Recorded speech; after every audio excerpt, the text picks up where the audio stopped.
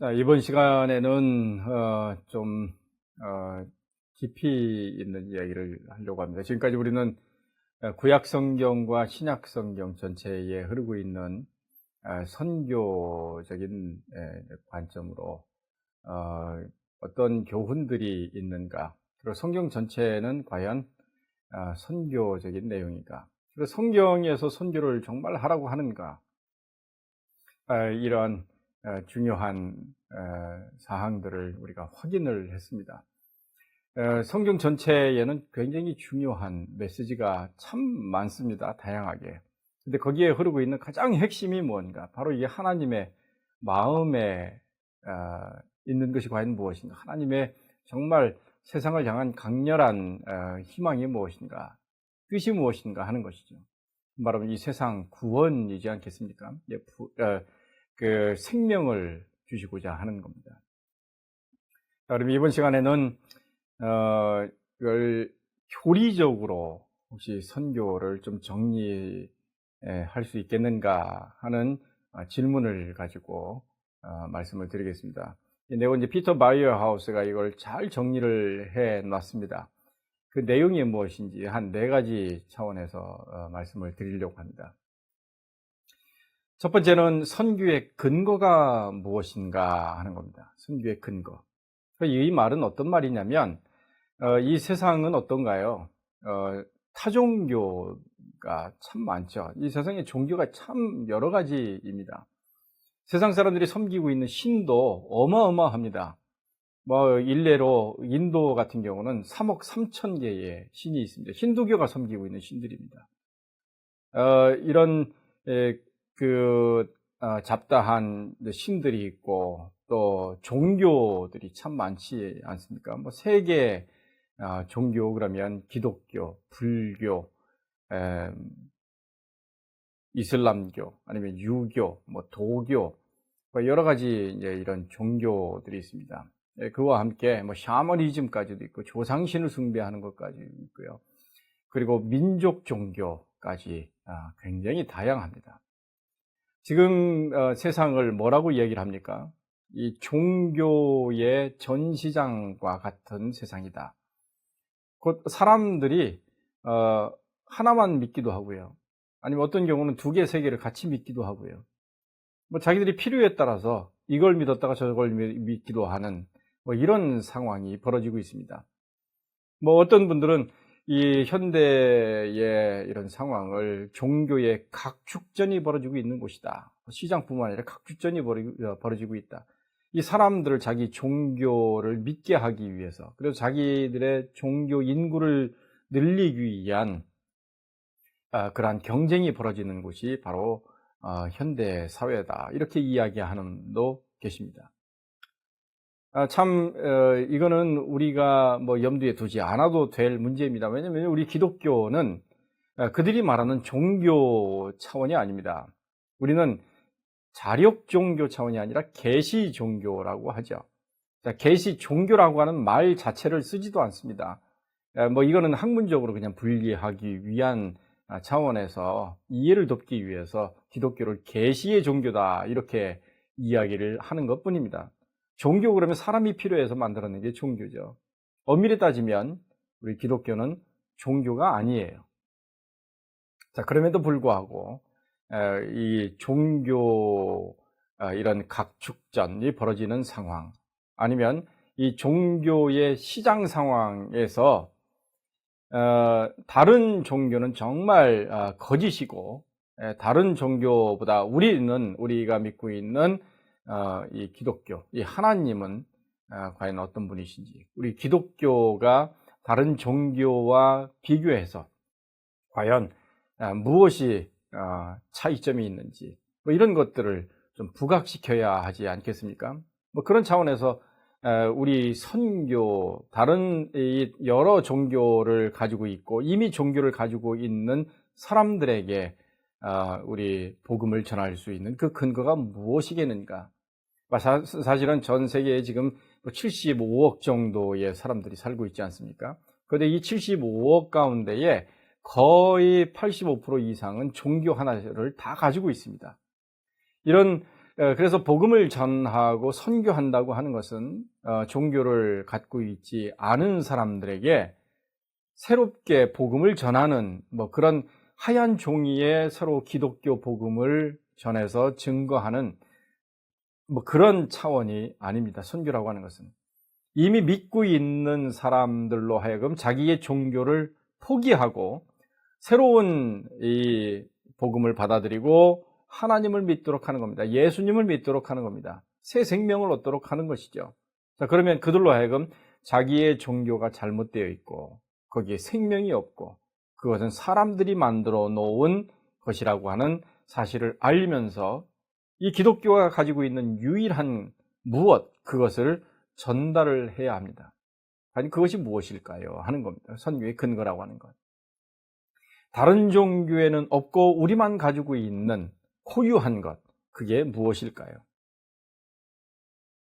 그들이 전하는 내용들이 있는데 그 전하는 내용 가운데에 우리 기독교만 가지고 있는, 형태상으로도 우리 기독교만 유일하게 있는 것이 과연 무엇일까요? 하는 겁니다. 그게 바로 선교의 근거가 될 수 있습니다. 그것은 바로 그렇습니다. 부활입니다. 부활. 다른 종교는 없습니다. 부활은. 우리 기독교에만 이 부활이 있습니다. 이 부활에 어떤 것이 있나요? 바로 역사성이라고 하는 겁니다. 예수님께서 부활하셨습니다. 다른 종교에는 그 종교 창시자가 부활한 종교가 없습니다. 다른 종교에는.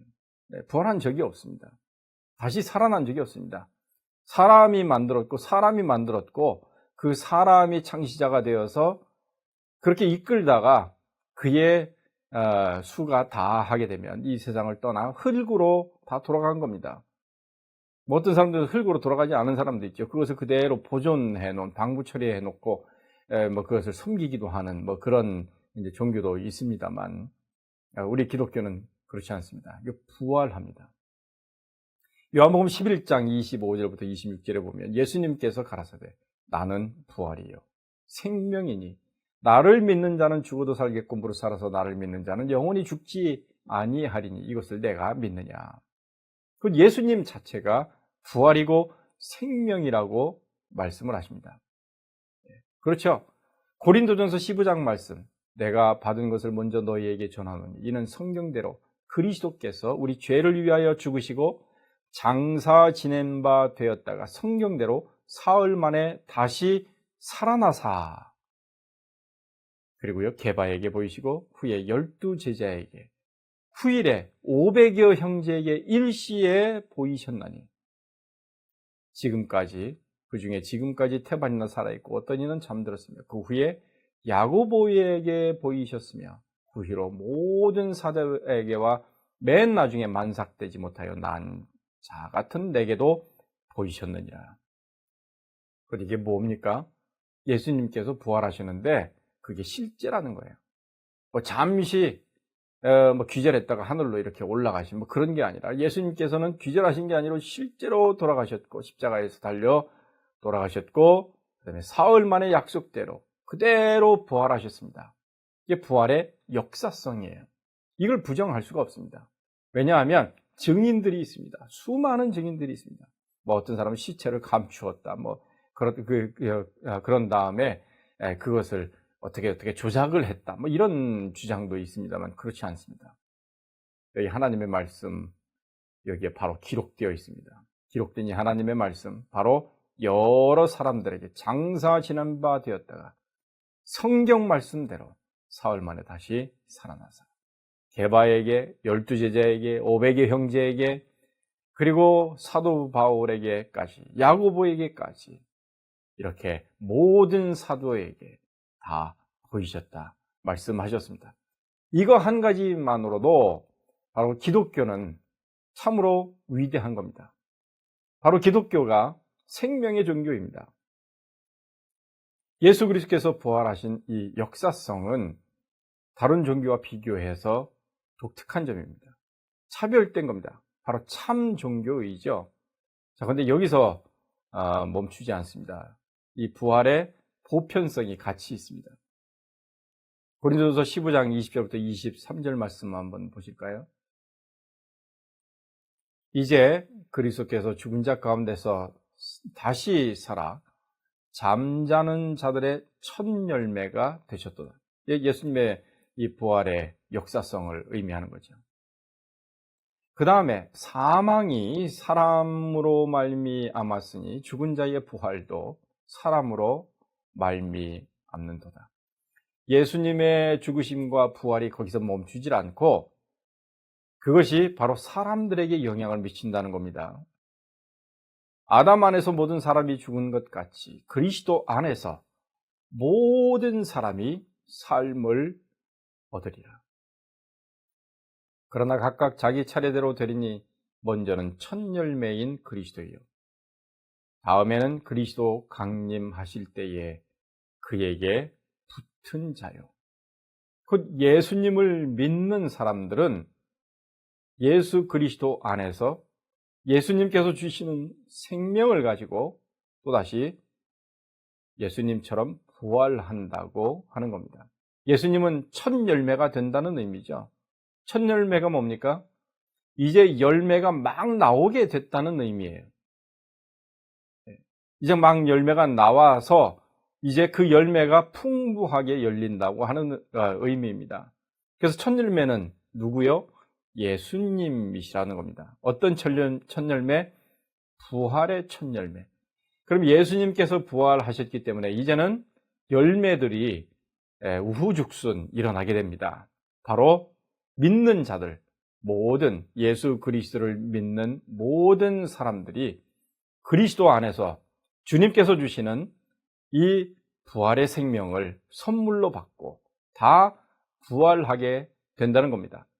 곧 부활의 역사성과 부활의 보편성이 바로 우리 기독교가 가지고 있는 겁니다. 이 부활이라고 하는 건 그런 측면에서 대단히 위대한 겁니다. 예수님께서 부활하신 것처럼 예수를 믿는 모든 사람들이 다 부활한다는 겁니다.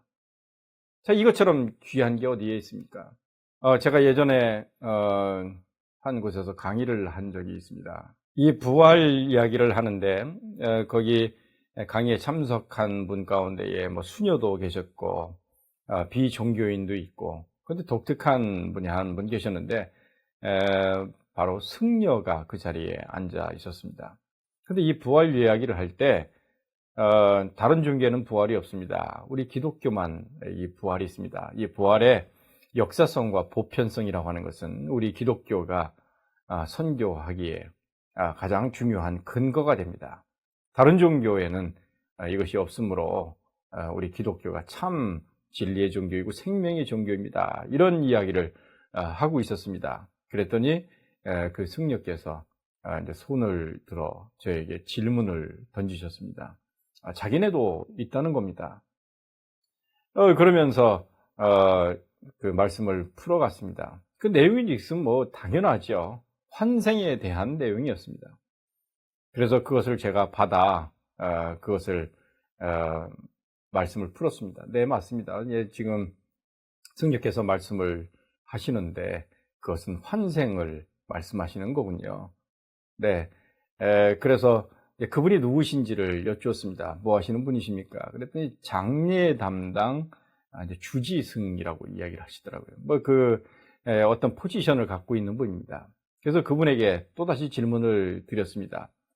그러면 스님께서 나중에 해탈을 하시게 되면, 열반을 하시게 되면, 그 다음에 이 108번 내의 굴레 속으로 들어가셔서 빙글빙글 도시다가 다시금 환생을 하시게 될 터인데 다시 사람으로 환생하실 자신이 있으신가요?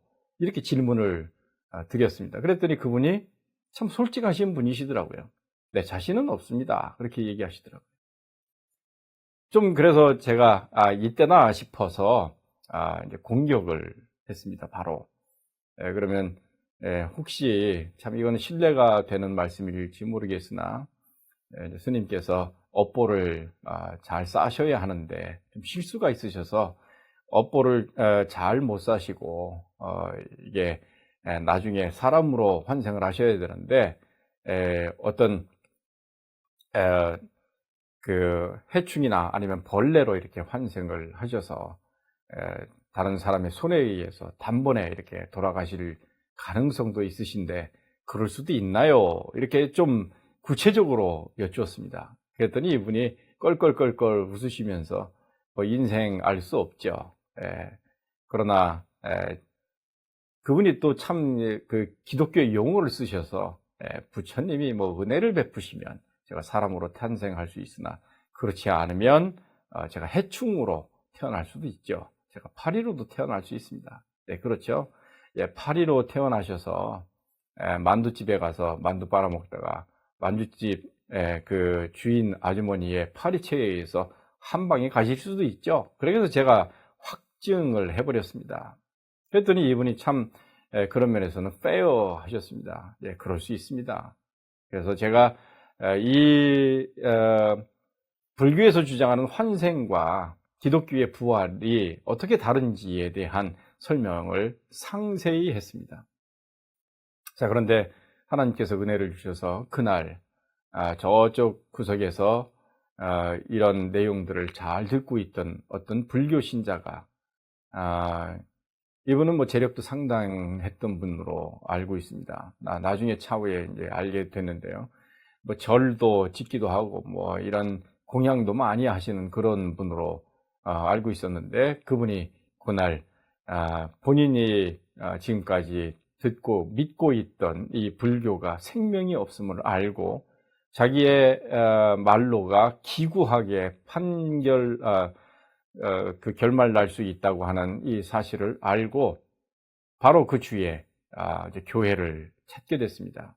그래서 성경을 어디에서 살 수 있는지, 교회를 가려면 어떻게 가야 하는지, 시간이 몇인지 이런 것들을 그 해당 기관의 사무실로 문의가 왔다고 하는 소식을 저에게 들려왔습니다. 참으로 감사한 일이고 이 부활이라고 하는 것이 다른 종교인들에게 들려졌을 때 이런 일이 일어날 수 있습니다.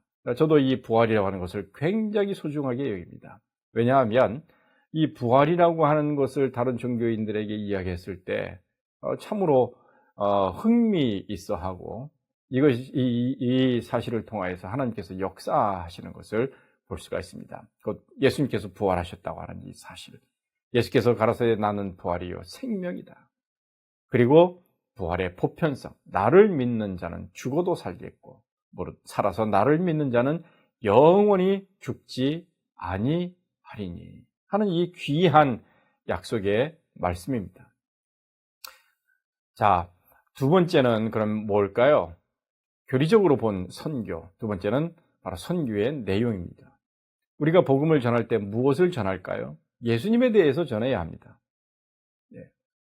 그리고 하나님에 대해서도 전할 수 있습니다. 근데 선교할 때에 이 복음을 전할 때에 정말 강조해야 할 부분이 뭡니까?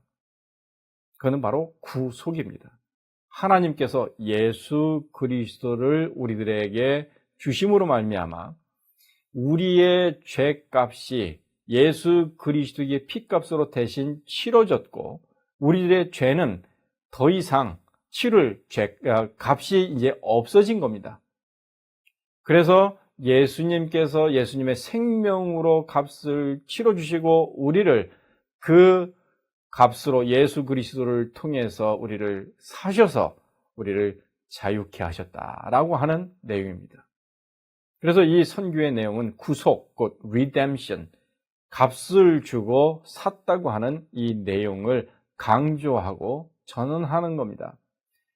그래야 우리 사람이 어떤 실존인지 이것을 이해할 수 있고 그리고 하나님께서 어떤 방법을 통하여서 우리들에게 영생을 선물로 주셨는지 하는 것을 알 수 있기 때문에 그렇습니다. 이 구속이라고 하는 것은 어떤 사람이 인질로 잡혔는데 그 인질 잡힌 사람에게 대신 돈을 주고 그 값을 치르고 그 사람을 해방시켰다라고 하는 의미를 담고 있는 단어입니다. 선교의 수행이라고 하는 것은 이 피터 바이어로서는 바로 성령이라고 얘기를 합니다. 그 선교를 행할 때에 어떤 원리로 해야 합니까? 바로 성령의 능력을 의지해서 해야 한다고 하는 의미입니다. 이미 이거에 대해서는 말씀을 드렸습니다. 정말 이 선교의 수행은 성령께서 하십니다. 우리 사람들은 그냥 도구로 하나님께 순종해서 그냥 내어 드리면 됩니다. 그러면 하나님께서는 그 사역을 책임지시고 그 사역을 일구어 가시고 그리고 그 사역을 통하여서 영광을 거두십니다. 우리 사람은 하나님의 역사하심을 살피고 그 하나님의 역사하심을 보면 됩니다. 그리고 하나님께 감사하고 영광을 돌리면 됩니다. 그래서 제가 말씀드린 바처럼 선교처럼 쉬운 게 없다. 목회처럼 쉬운 게 없다. 그렇게 말씀을 드렸습니다. 제가 예전에 목회할 때에도 그러한 이제 체험이 있습니다. 이제 교회를 계속해서 이제 성도들이 늘어나고 그리고 이제 더 이상 이 교회 공간에 이제 성도들을 수용할 수 없는 그런 상황이 됐죠. 그리고 이제 교회가 처음 이제 지하실에 있었습니다. 여러 가지 이제 상황이 그 이제 환경이 좋지 않기 때문에 성도들이 교회를 이전하자고 그렇게 제안을 합니다. 그때 그러면 제가 뭘 어떻게 해야죠? 라고 그 성도들에게 물으니까 작정 기도해야 한다고 하더라고요. 그래서 작정 기도 언제 할까요? 물었더니 새벽마다 좀 작정 기도를 하는 것이 좋겠다고 이야기를 하더라고요. 근데 막상 본인들이 이런 교회 이전을 이제 제안을 하고 함께 이제 추진을 하는데 이분들은 여건이 그렇게 좋지 않은 분들입니다. 도시에서 참 어렵게 살고 있는 도시 그 차상위 계층 아니면 더 이하의 경제 수준을 갖고 있는 분들이셨습니다. 경제력이 넉넉지 않기 때문에 참 고군분투하면서 신앙생활하는 그런 분들이셨습니다. 근데 참 마음은 아름답고 또 그들이 하나님 앞에 헌신하는 모습을 볼 때 참 저는 감동이었습니다. 그런데 이분들이 교회 예배 장소를 옮기자고 하는 거죠. 그때 이제 그래서 그들과 함께 기도하고 작정 기도를 했습니다. 하나님께서 좋은 곳으로 이 예배 초소를 옮겨 달라고 하는 겁니다. 그래서 열심히 기도하고 있는데요. 이 성도들이 와서 참 열심히 하나님 앞에 기도했습니다. 그런데 그들의 여건이 여의치 않았습니다. 어떤 분은 일용직 근로자인 분도 있고요. 자녀들을 건사하기 위해서 먼 곳에 가서 직장 생활을 해야 하는 분도 계시고, 또 어떤 분들은 건강이 허락치 않는 분도 계십니다. 그러나 하여튼 이 교회에 대한 그 사랑과 또 주님을 향한 그 열망은 그들에게 참 귀하게 그렇게 자리 잡고 있었습니다. 자, 그런데 이분들이 참 이렇게 작정 기도를 하다가 어느 날 됐는데 참 이게 시간이 흐르면서 별 진척이 없었습니다. 자, 그러다가 이제 성도들도 좀 지친 것 같아요. 저도 강대에 와서 이제 날마다 기도하고 하나님께서 은혜를 베푸시기를 계속 구하고 있고, 이게 하나님의 뜻이면 그렇게 해달라고 날마다 새벽마다 하나님 앞에 간구하고 있었습니다. 근데 어느 날 됐는데 성도들이 새벽 기도에 아무도 안 나온 겁니다. 저 혼자만 강대상에서 무릎 꿇고 머리를 강대상에 그 의자에 대고 혼자서 몸부림치고 있었습니다.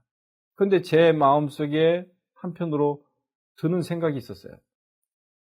이 교회 이전을 성도들이 하자고 하고 작정 기도해야 한다고 먼저 제안을 했는데 하나님께서 시키신 거라고 생각이 듭니다.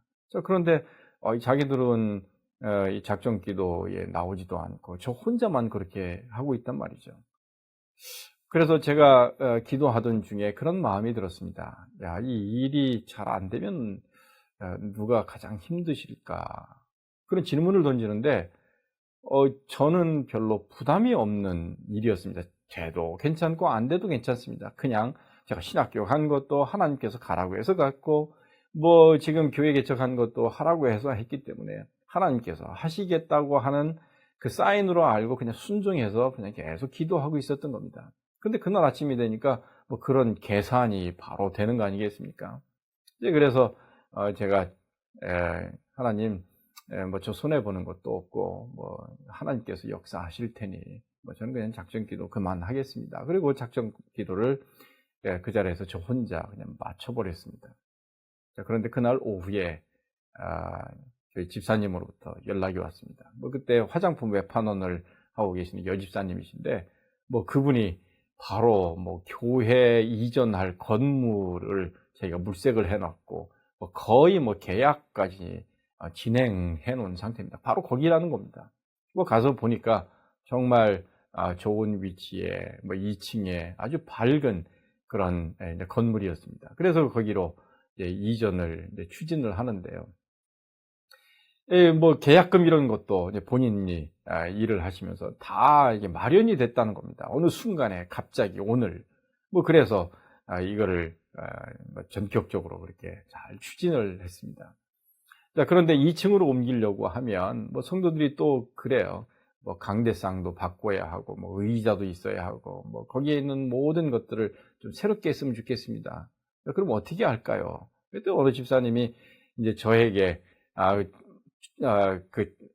본인에게 그것을 맡겨달라고 이야기를 하더라고요. 그래서 집사님이 알겠습니다. 그랬더니 이분이 어느 날 연락이 와서 어디 가자고 해서 결국에는 여기 강남 고속버스터미널에 있는 성구사로 갔습니다. 근데 그 성구사에 왔을 때 이분이 이런저런 거기에 있는 사장님과 말씀을 나누시고 이런저런 말씀을 하시다가 계약금 10원도 주지도 않고 의자, 강대상 일체 전체를 이제 받아서 내려오는 그런 일이 있었습니다. 하나님께서 역사하셨다고 저는 믿습니다. 그리고 이제 교회 이전을 하는데요. 이 바닥에 이 장식 이런 그 광을 내고 하는 것도 사실은 이 조폭들이 와서 그것을 해주었습니다. 참 이거는 말씀을 드리자고 하면 저의 간증인데요. 그런 모든 것 하나하나 진행되는 모든 것들이 다 하나님께서 움직이고 계시고 역사하신다고 하는 사실을 느끼게 됐습니다. 네, 그렇습니다. 선교의 수행은 이 사람이 하는 것 같으나 성령께서 하시는 겁니다. 하나님께서 하시는 겁니다. 그 다음에 선교의 목적은 무엇일까요? 네, 선교가 지향하고 있는 그것이 무엇일까요? 그건 바로 종말입니다. 종말. 좀 이상하죠? 선교의 목적을 종말이라고 한다니. 종말 그러면 어떤 사람들은 666을 생각하고 유인원들이 지구를 찾아오고 이 세상이 다 끝나는 그런 것들을 생각하기도 합니다. 그래서 이 세상의 종말 그러면 이 세상이 끝나는 이 비관적인 상황 그렇게 생각하는 사람들이 있습니다. 자, 그런데 이 종말이라고 하는 이 단어는 우리 선교에서 보면 이거는 굉장히 희망적인 단어입니다. 이 컨서메이션이라고 하죠, 종말을. 이 컨서메이션이라고 하는 단어를 우리가 보면 요한계시록 7장 9절부터 10절 말씀에 보면 이 일 후에 내가 보니 각 나라와 족속과 백성과 방언에서 아무라도 능히 셀 수 없는 큰 무리가 흰옷을 입고 손에 종려가지를 들고 보좌 앞과 어린 양 앞에 서서 큰 소리로 외쳐 가로되 구원하심이 보좌에 앉으신 우리 하나님과 어린 양에게 있도다. 어떤 장면입니까? 마지막 날이 됐을 때, 이 세상 마지막 날이 됐을 때 펼쳐진 광경입니다. 이루어질 광경입니다. 곧 나라와 족속과 백성과 방언, 전 세계에 있는 모든 사람들이 큰 무리가 함께 흰 옷을 입고 손에 종려가지를 들고 어디 앞에 서는 겁니까? 보좌 앞에, 어린 양 앞에, 곧 예수 그리스도 앞에 서는 겁니다. 그리고 거기에서 찬양을 드리는 겁니다. 그 어린 양 예수 그리스도 앞에. 구원하심이 보좌에 앉으신 우리 하나님과 어린 양에게 있습니다. 모든 영광이 하나님께 있습니다. 하나님께서 우리를 구원하셨습니다. 이 세상 구원이 하나님으로부터 비롯됐습니다. 바로 예수님께서 우리를 구원하셨습니다. 우리의 주인이십니다. 모든 영광과 찬양을 받으시옵소서 하는 이 축제의 장소입니다. 종말은 열방과 나라와 족속과 백성과 방언이 전 세계에서 다 몰려들어 하나님을 향하여 감사의 찬양을 드리는, 구원하심에 대한 감사를 드리고 하나님 아버지 앞에 영광을 돌려드리는, 그래서 하나님을 하나님으로 인정하는 진정한 예배가 일어나는 귀한 그 시점입니다. 그 지점입니다. 그 장소입니다. 이게 바로 종말이죠. 그래서 우리 선교는 그러한 원대한 꿈을 보고 가고 있는 겁니다. 선교하는 우리 교회 공동체는 거기를 바라보고 있는 겁니다. 이 세상에 있는 하나님의 관심의 대상인 이 세상에 있는 모든 족속, 땅끝에 거기에 있는 모든 사람들이 구름대와 같이 몰려들어 어린 양 되시는 그리스도를 향하여 우리의 주님, 우리의 구원자, 우리의 생명, 그리고 하나님 아버지의 은혜, 이것을 목천껏 우리들의 모든 것, 우리들의 달란트 모든 것들을 다 동원하여 찬양하는 그 장소입니다. 어떤 사람은 목소리로 찬양할 터이고요. 어떤 사람은 악기로 찬양할 터이고, 어떤 사람은 몸으로 춤을 통해서, 그리고 만물이 박수하며 나무들이 부딪히면서 하나님 아버지를 찬양하는 그 거룩한 장소입니다. 그 거룩한 시점입니다. 그리고 종말은 굉장히 은혜스럽고 영광스럽고 참으로 거룩한 긍정적인 축제의 장소입니다. 그래서 우리가 선교하는 이유가 있습니다. 바로 그 나라를 꿈꾸고 있는 겁니다. 그 날을 꿈꾸고 있는 겁니다. 그 시점을 꿈꾸고 있는 겁니다. 그때 내가 전도한 사람들이 뒤에 서 있을 겁니다. 나를 통하여서 하나님의 이 구원의 복음, 은혜를 듣고, 이 복음을 듣고 새 생명을 얻어 내 뒤에 서서 하나님을 찬양하는 사람들이 있는 거죠. 그럼 내가 뒤를 돌아서 보면 나를 통해서 복음을 듣고 하나님 앞에 더불어 형제와 자매로 서 있는 그 사람들을 그 자리에서 만나게 되는 겁니다. 참으로 감격스러운 일이죠. 참으로 우리의 가슴 떨리는, 참으로 가슴을 부풀게 만드는 그러한 장소와 시점이라고 볼 수가 있습니다. 다시 한번 정리를 해드리겠습니다. 교리적으로 본 선교의 근거가 뭡니까? 부활이죠. 그 부활의 역사성과 보편성. 다른 종교와 비교해서 우리 기독교만 가지고 있는, 그래서 우리 기독교의 유일성을 이야기할 수 있는 부분, 이게 뭔가? 부활이죠. 어떤 내용을 우리가 전해야 합니까? 바로 구속입니다. 선교 수행, 어떤 원리에 의해서 가야 합니까? 성령님을 의지하는 겁니다. 그리고 우리들의 목적이 뭡니까? 하나님께 영광입니다. 자, 그런데 목표 지점이 어디입니까? 바로 종말입니다.